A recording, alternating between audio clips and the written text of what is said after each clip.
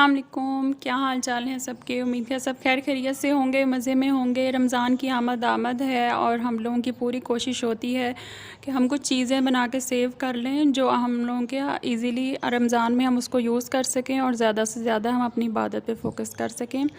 मैं भी अपने रमज़ान प्रिपरेशन कर रही थी तो मैंने कहा क्यों ना इस पर छोटा सा व्लॉग बना लिया जाए। तो मैं आपसे इसको शेयर करती हूँ कि मैंने रमज़ान के लिए क्या क्या चीज़ें सेव की हैं। सबसे पहले मैं धनिया और पुदीने की चटनी जो है उसकी रेसिपी आपसे शेयर करती हूँ कि मैंने पुदीना लिया है 300 ग्राम और 200 ग्राम मैंने धनिया लिया है। आप इक्वल क्वांटिटी भी ले सकते हैं, लेकिन ज़ाहिर है पुदीने की चटनी है तो इसमें पुदीने की क्वांटिटी मैंने थोड़ी ज़्यादा रखी है। 4 मैंने ग्रीन चिल्लीज़ ली हैं, 1 टेबलस्पून ज़ीरा और हाफ़ टी स्पून सिर्फ मैंने साल्ट लिया है। नमक की क्वांटिटी इसलिए मैंने कम डाली है कि जब हमने कोई रायता वगैरह बनाना है या चटनी को भी एज सच यूज़ करना है तो उस वक़्त नमक की मिक़दार थोड़ी ऐड की जा सकती है, बजाय इसके कि ज़्यादा हो जाए। तो मैं उसको उस वक़्त ही जब रायता वगैरह या दही बल्लों में मैंने उसको डालना होता है तो मैं फिर उस वक़्त थोड़ा सा नमक और ऐड कर लेती हूँ। इसको हम ग्राइंड कर लेंगे, इसको हम मिक्सर में भी ग्राइंड कर सकते हैं। तो इसको मैंने इसमें ग्राइंड कर लिया। सिर्फ थोड़ी सी क्वांटिटी मैंने इसमें डाली थी पानी की और थिक सा पेस्ट मैंने इसको बनाया है क्योंकि मैंने इसको फ्रीज़ करना है। वैसे इसको मिक्स करने के बाद अब मैंने इसको आइस क्यूब्स में डाल के और इसको मैंने फ्रीज़ कर लिया।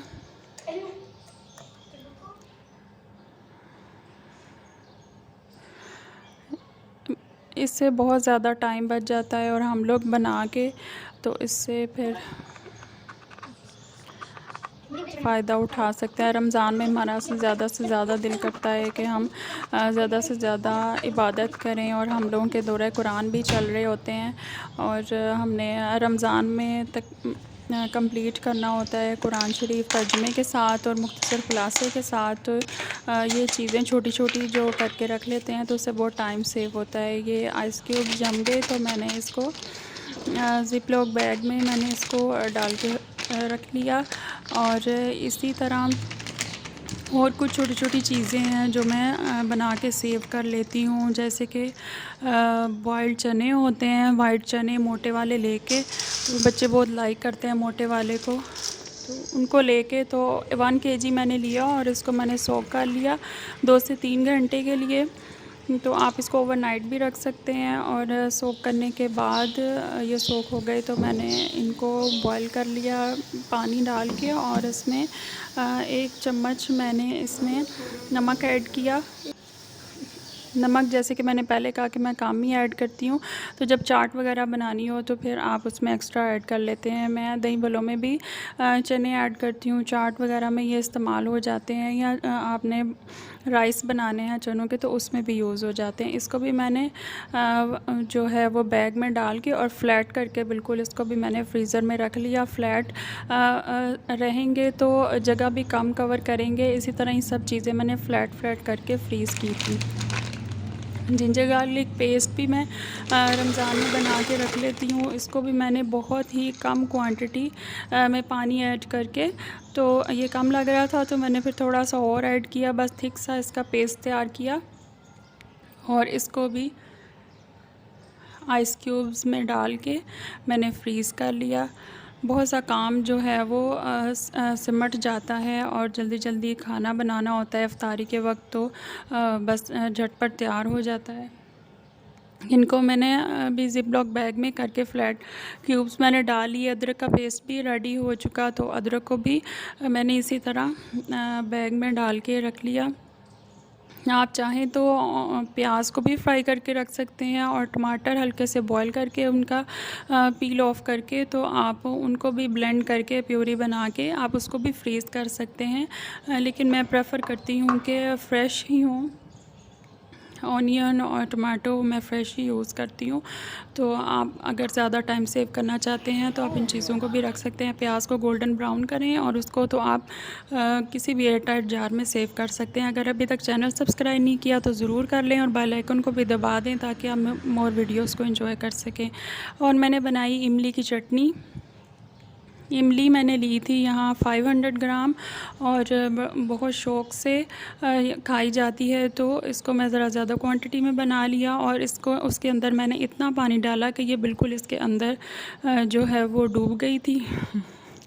इसको 2 घंटे मैंने डिप रखा है। अगर आपके पास टाइम कम है और टाइम सेव करना चाहते हैं तो आप पानी ऐड करके इसको बॉयल भी कर सकते हैं और फिर बॉयल करके ठंडा कर लें तो फिर भी ये अच्छी तरह से मैश हो जाती है। 2 घंटे भीगी रही तो ये अच्छी तरह।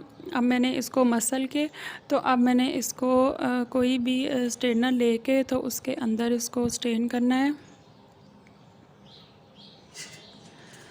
मेरे पास ये बारीक वाली छलनी मौजूद थी इस वक्त। अगर आपके पास मोटी वाली है जो वेजिटेबल स्ट्रेन करने के लिए होती है तो आप उसको भी यूज़ कर सकते हैं।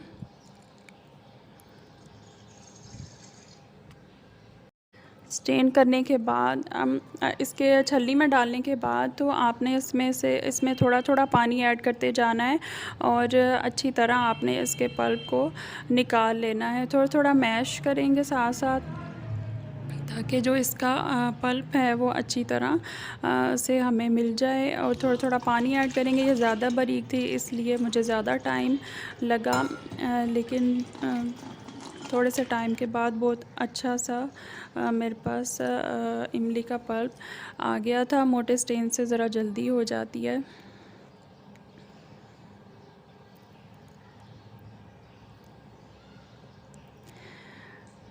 ये देखें अब सिर्फ गुठलियाँ रह गई और सिर्फ वो जो है वो धागा होता है और जो इसका छिलका वगैरह होता है वो रह गया था। बाज़ लोग इसके छिलके को भी पेस्ट बना के इसमें ऐड कर लेते हैं, दानेदार जो इमली बनाते हैं, लेकिन मैं ऐड नहीं करती। इसको रिमूव करने के बाद अब ये जो पल्प है इसको हम रखेंगे और इसको हम पकाएंगे। इसमें मैंने 1 teaspoon salt, 1 teaspoon red chilli, half teaspoon red chilli flakes और 1 टेबलस्पून मैंने इसमें ज़ीरा ऐड करके इसको पकने के लिए रख दिया। और इसको हम थोड़ी देर कवर करेंगे ताकि इसमें उबाल आ जाए।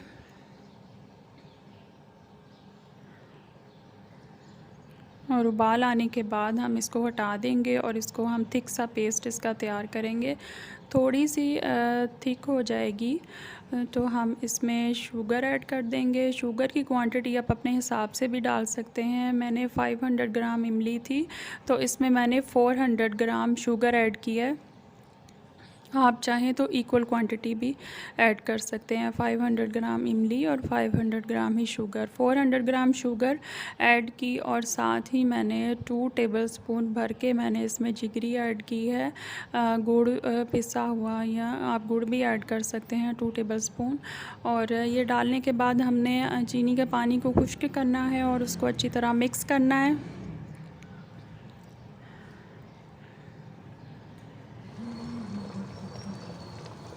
ये अच्छी तरह खुश्क हो चुकी और बड़ा अच्छा गाढ़ा सा पेस्ट तैयार हो गया। अब इसकी कंसिस्टेंसी चेक कर लें, इतनी ये गाढ़ी होगी, बल्कि थोड़ी मैंने ज़्यादा गाढ़ी रखी थी क्योंकि मैंने इसको फ्रीज़ भी करना था। और आइस क्यूब्स में डाल के कुछ पेस्ट को मैंने फ्रीज़ कर लिया और जो कुछ पेस्ट को मैंने एयर टाइट जार में डाल के रख लिया था फ्रिज में। आप फ्रिज में इसको 2 वीक्स तक इजीली यूज़ कर सकते हैं। सिर्फ हम लोग गलती ये करते हैं कि नमी वाली या गीले किसी बर्तन में डाल के रखें तो उसको फंगस लग जाती है। ये आपने ध्यान रखना है कि बिल्कुल ड्राई हो। इसके अलावा मैंने पकोड़ा मिक्स बनाया। मैंने 2 कप लिया बेसन और तकरीबन 200 ग्राम था ये। और इसमें मैंने 1 टीस्पून रेड चिली पाउडर डाला, 1 टेबलस्पून मैंने गरम मसाला डाला, 1 टेबलस्पून मैंने कुटा हुआ धनिया डाला, 1 टेबलस्पून ज़ीरा, 1 टेबलस्पून चाट मसाला और 1/4 टेबलस्पून मैंने अजवाइन डाली, 1 टीस्पून रेड चिली और हाफ़ टेबलस्पून मैंने इसमें बेकिंग सोडा डाला, 1 टीस्पून साल्ट और 1/4 टीस्पून मैंने इसमें हल्दी पाउडर ऐड किया। ये सारे स्पाइसेस जो है ये मैंने बेसन में ऐड करने से पहले बेसन को मैंने अच्छी तरह छान लेना है ताकि इसमें कोई लम्प्स ना रहें।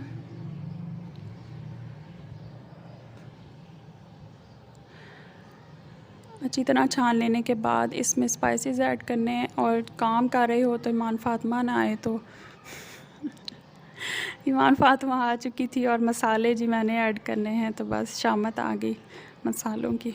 सारे मसाले ऐड करके इसको अच्छी तरह आपने 2 से 3 मिनट आपने अच्छी तरह मिक्स करना है ताकि मसाले अच्छी तरह मिक्स हो जाएं। साल्ट इसमें भी मैं कम ऐड करती हूँ क्योंकि जो वेजिटेबल्स ऐड करते हैं हम उसको फिर उसके हिसाब से, क्वांटिटी के हिसाब से फिर मैं ऐड कर लेती हूँ। और हाफ़ टेबल स्पून मैंने बेकिंग पाउडर ऐड किया है। ये देख लीजिएगा, बेकिंग सोडा नहीं। आप चाहें तो इसको स्किप कर दें, और जब आप पकोड़े बनाने हो तब आप 1 पिंच बेकिंग सोडा ऐड करें और पकोड़े बनाएं, तब भी बहुत क्रिस्पी पकोड़े तैयार होते हैं। अब इसको एयरटाइट जार में मैंने डाल के तो इसको मैंने फ्रिज में रख लेना है। अगर आपके कीड़े वगैरह का मसला नहीं तो आप इसको बाहर भी रख सकते हैं। इसके अलावा कुछ वेजिटेबल्स मैंने कट करके रख रही थी, कैरेट्स और जो शिमला मिर्च और बंद गोभी, इनको मैंने फ्रीज़ कर लिया और फिर ये रोल्स वगैरह में या वेजिटेबल राइस में बहुत काम आती हैं। उम्मीद है आपको प्रिपरेशन पसंद आई होगी। दुआओं में याद रखिए। अल्लाह हाफ़िज़।